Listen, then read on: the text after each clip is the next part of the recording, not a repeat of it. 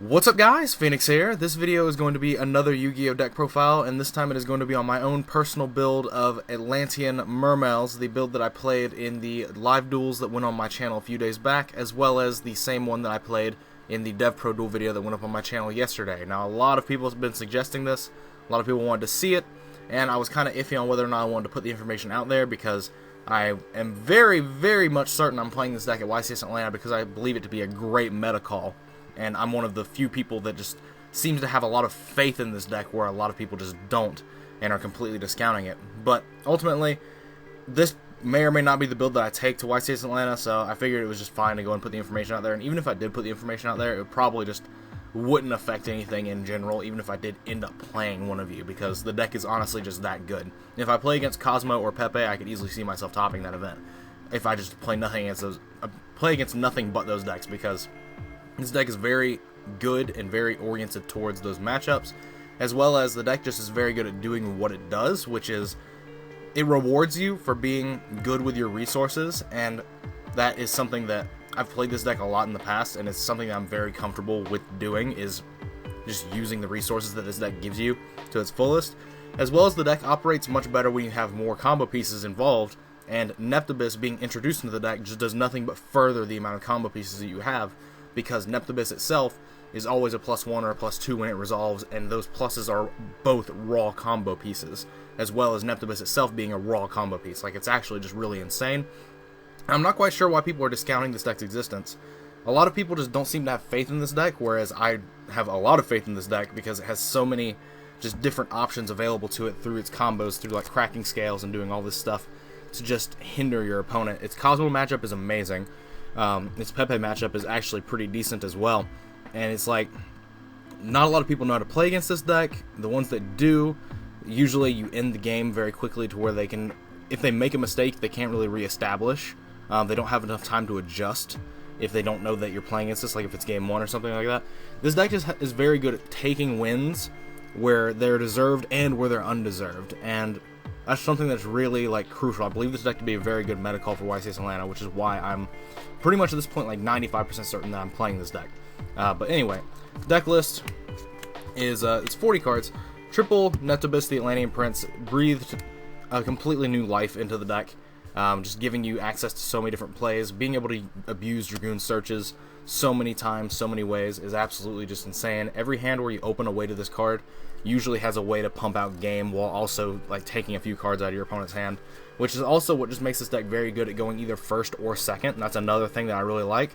Not a lot of decks in this format like Pepe, they don't really have that good of a first turn going in blind, because they can make Infinity or they can make Infinity Refalzi and stuff like that, but like this deck can just crack those boards rather easily, as well as Cosmos can typically crack those boards as well, depending on what their hand is, and it just ultimately allows this deck to further thrive. Whereas this deck, if you make it go first, depending on what combination of cards in the hand it has, it can usually end with a +1 or 2 in raw card advantage, while also have been taking at least 2 cards out of your hand through like Moulin Glace, or even up to like 3 or 4 cards by using Lead or Trishula in the same play cycle, and just like invalidating all the advantage you get going second, which is really cool and really good. But 1 Deep Sea Diva, basically to be the 4th Neptubis, and then 1 Undyne and 1 Controller. I was finding that a lot of games I was struggling with were games where I couldn't get to Neptubis quick enough, but I would have access to the Mermail engine like Pikes and stuff like that, and playing the 1 Undyne was something that I just decided to do, because it basically takes the place of, it basically acts as a 5th Neptubis, because Diva acts as the 4th, but this obviously doesn't get as much value, because instead of adding another Atlantean, you just add Controller, which is just basically, just in terms, completely useless. You can use it for some things, but I mean, like, it's very infrequent that you do. But being able to search Undyne off of Pike, and then having access into either dumping Neptubis or dumping Dragoons, searching Neptubis, a lot of different factors go into what you're able to do, and it just makes your play cycles a lot better, and it makes the deck overall a lot more cohesive, including these in. Even though I was a huge advocate against running these, I thought that these would completely replace the Undynes, but it's actually just still really good to just run these, because it's just a great play starter, as well as getting you into the cards that you're looking to get into. But the rest of the Atlanteans, double Dragoons, double Marksman, and double Infantry, I feel just 2 of each is very solid. I was playing 1 Marksman for a while, but I realized that if I play against decks like Cosmo, or if I play against slower decks, or even if I play against Pepe and they set something, I want to be able to Marksman them And also, it's another water monster, so like the alternative that I could be playing instead of this would be like cards like Twin Twister, but that's not a combo piece, whereas this is. Just all these factors come into play. And like I wanted to maximize the amount of water monsters that the deck ran. The original build that I started with testing was very promising, but it just started having some glaring problems the more and more that I went into testing with it, and like those problems ended up being fixed by increasing the water monster count and increasing the combo piece count in the deck altogether. Moulin Glace as the last non-Mermail searchable card off of Dragoons. And then for the Mermail side of the deck, 1 Abyss Lead, triple Abyss Megalo. I started out at 1 and then I gradually just started moving my way up to 3. This card's just so good. I basically consider it a mandatory 2 to 3 of. I started testing with 1 in my original build just because, like, fueling off the theory that I had and like the knowledge I have of how the deck operated in the past. And especially, you know, since you have more ways to access Dragoons, you have more ways to access Megalo, right? But the thing is, you want to actually draw these, because that allows you to get like different searches off of Dragoons. Like instead of searching Megalo every time, sometimes you want to be able to search Moulin Glace, or you want to be able to have double Megalo in hand already, and you can just start searching the smaller combo pieces. There's a lot of different factors that involve, and it just makes all of your turns just a lot more solid. It makes your OTK potential ceiling a lot higher, having at least 2 of them, and it's overall just all around really good having multiple Megalos in pretty much every hand, especially with other cards that I play later that you'll see. Triple Teus, because this is just another discard outlet. This is also really good because it increases your ways to get to Neptibus, because if you open with like Teus Dragoons, that gets you to Diva, which gets you to Neptibus, or that gets you straight to the Neptibus itself, and like that's actually just an interaction that you really want, because you want to get to Neptibus. Neptibus is the man, and Neptibus is the plan.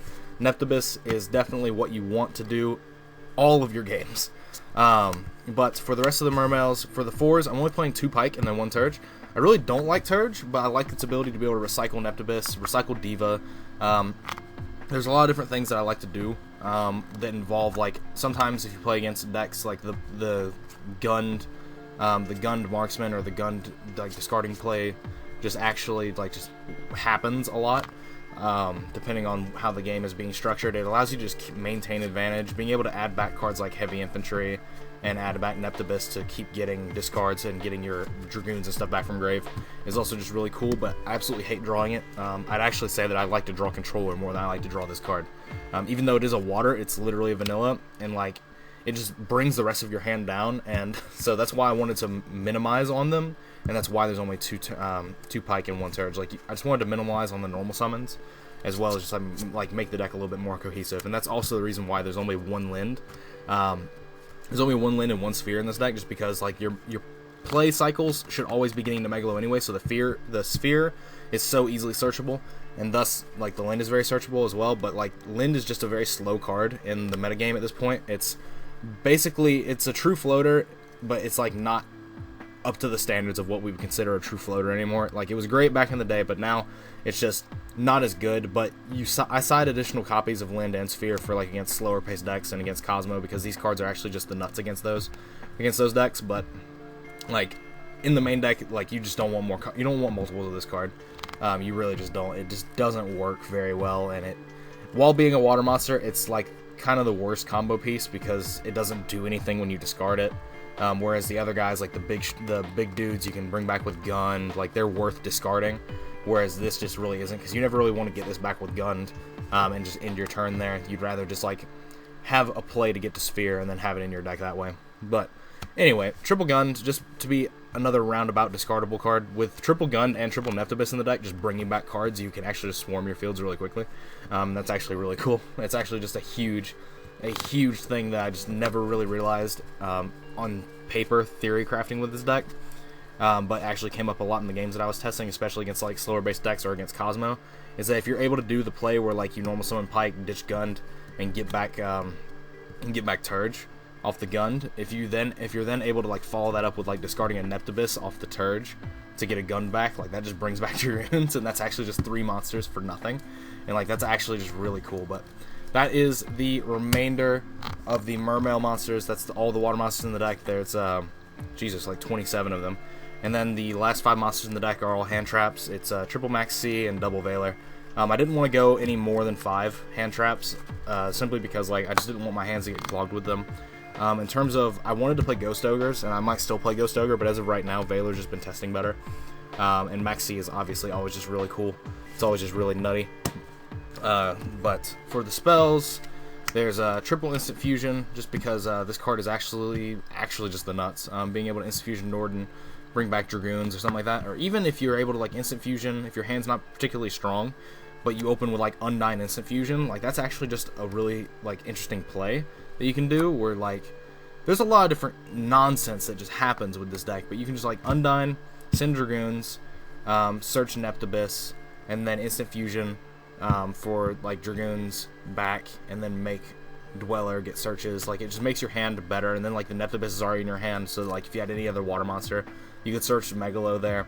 Megalo discard the Neptibus and the other water monster. The Neptibus gets back the Dragoons again that you contributed off for Megalo, get another search. Like it's actually just really insane the amounts of things that you can do with just Undyne instant fusion and any water monster in your hand. Like you can actually just generate game shots with those cards.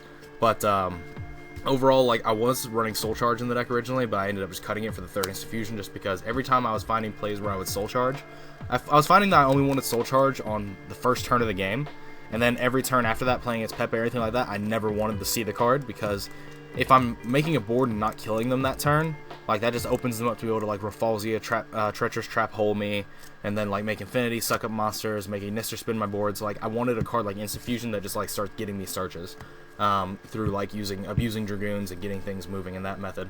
And that's the same reason why there's like double salvage in here. There was originally 3, but it was just like clogging. And like a lot of the cards you're getting back off salvage are like Diva, which requires a normal summon, which you usually have already used, Neptibus and Gun, which are once per turn. But then like the only cards you get back that have value to get back and use again are Marksman and Heavy Infantry. Not to say that this card is any like worse off for that, but like it just makes your hands have to be better at just abusing those for the rest of the turn, and sometimes like it's just not worth. So like I just cut salvage down to 2 just because it just made more sense to me. But then 1 for 1 as another way to get to Neptibus, as well as you can summon Veilers out of your deck if you need a level 1 tuner. There's just a lot of interaction with the card, just being able to do that. 1 Abyss Scale of the Mizuchi, just to be a Megalo search target, and also just makes Megalo big. Its spell negation is actually not really that relevant. I mean, it's relevant against cards like Twin Twister and Raigeki and stuff that are going to out your huge established boards, which that definitely does come up. But against Pendulum decks, it's just not really that great, because it doesn't destroy the Pendulum Scale. And literally, the way this card's ruled, it's absolutely ridiculous, and I don't agree with the ruling at all. But it is what it is that if they activate their Pendulum Scale, if they set a monster in their Pendulum Scale, even though there's no actual effect activating or effect resolving, it counts as a spell effect resolving for some reason, but there's no effect being applied. And so this card tributes itself to try to just automatically negate the Pendulum Scale resolving, but it doesn't destroy it, so the scale just stays there. So like literally, this is a card that you really actually only want to play if you're trying to use it to out Pendulum Scale specifically. You really only want to play it when they already have like a luster there or something that you want to negate, like a Mirror Conductor, switching stats or anything like that, because it will negate that. That's a spell effect that's resolving, and it will negate it. It won't destroy the scale, but it'll prevent the effect from going off, and that's something that just kind of comes up here and there. But mostly this card is just so relevant for the attack boost and allowing Megalo to hit for like 64. Really ignorant numbers. But last card in the deck is the 1 copy of Abyss Sphere. Just to get the search off Megalo, and then just to be usable with Lind. I was playing multiples of this, but it's just slowly been trimmed down, just because I wanted the deck to be more aggressive on the first turn. Because like this deck, every time I win the die roll with this deck, I choose to go second, because this deck is arguably the best deck in the format at going second, because of the fact that it has cards like Marksman and Heavy Infantry that, while you're comboing, take cards away from your opponent. And that's also, like, as you've seen in some of my videos, that's what makes this deck so efficient at playing through Max C for game shots. Is that like, cool, you Max C'd me, you're going to get a card off my Megalo Special Summon, but then my Megalo Special Summon is like taking 2 cards away from you and giving me a card, so you got 1 card, and I basically got 3. So like things like that, just like factor in and ultimately get you where you need to go. This deck is very efficient at playing through things like Max C for game shots and stuff like that. But this video is getting actually a bit long, but I just wanted to explain some things, so I guess. The extra deck is 1 copy of the dirtiest ulti that has ever existed in the game. Like, you can't even tell what it is, but it's Abyss Gaios. This card's actually really cool. I was playing 2 at one point, but I just ended up cutting it for space reasons. Draco Sack and Big Eye for the other rank 7s. A lot of people aren't playing Draco Sack, but I actually started out testing no Draco Sack. It was 2 Gaios and 1 Big Eye. But there's a lot of times on like turn 1 plays where you'll actually need a rank 7 that you can just summon and detach a material from just straight. The tokens you can use to synchro with. I've used it to make like Trishulas with the tokens and stuff before. That's pretty much a non-issue. But like the main factor is like that with if you have like a turn 1 play that involves you making a rank 7 and detaching material from, like usually to hit 5 engraved for like Moulin Glace drops or something like that. Like you can't do that with these two. And so that's where Draco Sack just ended up coming in clutch. It's not very strong to just leave on the board. I mean, sometimes popping cards with it is really cool and relevant, but other than that, like, it's not as good as it used to be in the current format. But the Bahamut Shark and Abyss Trite package, I play these because, like, you can play them against slower paced decks, or they just make your turn 1 plays a lot better, like, especially against Cosmo. Like, if you're just able to, like, put these on the board and wall with them, you're able to just do a lot because they have to break these. They have to break their way through these, and then by that time, like, they aren't able to resolve Farm Girl with either of those up unless they have Honest, and like it ultimately just lets you snowball advantage from there. But for rank 4s, Castel, Diamond Dire. The Diamond Dire is actually supposed to be a 101, but I don't own one. In all of my online videos that I play this deck in, either in the past or in the future, there will be a 101 in the extra deck, but until I get one, I've literally just got Diamond Dire in here. But Diamond Dire is literally the least relevant card in this extra deck, because if you're trying to Diamond Dire cards, like, why were you not able to marksman or heavy infantry them? Like, I don't understand. So Diamond Dire literally has like no place in this deck in my eyes right now, because one, rank 4s aren't really the focus, but if rank 4s are the focus, like Castel or 101 is almost always just most certainly better. But Daigusto Emerald, just to like shuffle back Dragoons targets and stuff, because you do abuse Dragoons so much in this deck. It's so easy to just actually just like snowball advantage further. And then one copy of Abyss Dweller. I actually want to play the second one, but I just don't really have room, and the main reason I want to play the second one is just so I can get more Dragoon searches, but I mean, I'm also just playing this, so I guess this kind of takes the place of it ultimately. But anyway, for Synchros, Trishula, Black Rose, which I actually want to be a Gungnir. This almost never comes up as being a Black Rose, but Gungnir would almost always be usually really cool, like an actual way to like pop scales and then pop monsters through the use of like heavy infantry or like marksman, and that usually always is really cool. And then it also, furthers itself as a potential material for like a rank 7, like making Gaios to further lock your opponent out of the game. But Black Rose, I don't own a Gungnir, so I literally have Black Rose here. And when I'm playing online, I'm always swapping Gungnir and Black Rose back and forth. I can't tell which one I like more. I wish I could play both, but again, no room. But for the rest of the Synchros, Delorn and Tatsunoko. Tatsunoko is actually like my favorite one. Tatsunoko, Delorn are easily the two most made Synchros in this extra deck. Just because like the Delorn plays where like you're able to like set up a lot of nonsense like through Megalo plays and all, and then Delorn cards back to your hand and then further your combo. It's actually just really neat in that regard, especially on turn 1 plays, because like your normal Neptibus or normal Diva, it usually comes up when you're normal summoning Diva, and you'll be able to make Tatsunoko, and then Tatsunoko can go into Delorn. Or if you're able to just go into Delorn straight and leave the Netabus out, you use Delorn to bounce an Netabus to your hand and then tribute it out for like another Megalo or something like that, and then get your effect. And like it actually just allows a lot more cohesive play structuring. And also it just gets huge. Like that's actually just something that comes up as well, is that if you put Delorn and Abyss Dweller out and then you bounce cards, like you can get Delorn up into huge attack point ranges. I would even consider that like my out to Towers if Towers was still legal and if Cleese were still played. Like I would consider that a Towers out. But then the last two cards in the extra deck are just double Norden to use with the double Instant Fusion, because even though you usually resolve one and you're in a very good position, like the chances of you making, with this deck, the chances of you being able to make Daigusto Emerald before you activate a second Instant Fusion, very slim, since usually you're making your Instant Fusion plays to go into either Bahamut Shark, 101, or Dweller, just to get further cards through the use of Dragoons. So like it actually just makes sense to play double Norden, because the chances of you making a rank 4 with your Turge and Pike and stuff like that beforehand, very, very slim. But yeah, that is basically the deck. Let me know what you guys think in the comments down below. Like I said, this is my current build, and I am very, very certain that I'm going to be playing this deck at YCS Atlanta. I'm just not 100% certain yet, just because there's some little things that I still want to iron out in terms of theory crafting with the deck and like how the deck is functioning. But ultimately I do really like the performance that this deck puts out, and I still just don't understand why people don't believe in this deck. This deck actually just does a lot. especially if the Pepe decks solidify themselves down to like not playing counter traps and stuff like that.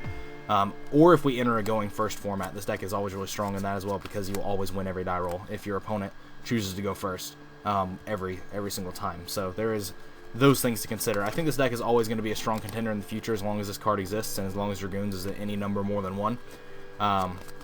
And like overall, I just really believe in this deck. I can't stress that enough.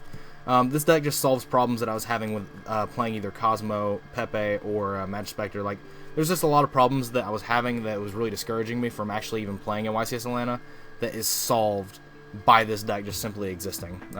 So that's that. But as I've already said, let me know what you guys think in the comments down below. Like, comment, subscribe to all the nonsense you usually do. Clicking that if you have not, I'd greatly appreciate it. It helps make money, and there's no reason to lie to you guys about that. If you have an ad block enabled, do me a quick favor and disable it for a few seconds and put it back on after you've clicked some ads. It helps me out more than you could ever know, and I would be greatly appreciative of you if that's something that you could take the time out of your day to do. Big shout out to my to one of my friends, Taylor. This entire Mermail deck, with the exception of a few cards, is his, and he's letting me just borrow it because we are just really good friends, and we exchange knowledge for cards and stuff like that. And I might actually end up just buying this outright from him. I'm actually just really tempted to just do that, because this is one of those decks that I always like to have, and it's one of my favorite decks that I've ever played, is Mermails. Mermails and Necros, just being like really fluid water decks, it actually just really appeals to me in like an artistic sense. But that's neither here nor there. But anyway, that is all for this video. This video was a little bit longer than I wanted it to be, but explanations will do that for you. But if you guys liked this type of video, just let me know, and I'll try to do more of them in the future. But that is all for this video, and as always, guys, take care.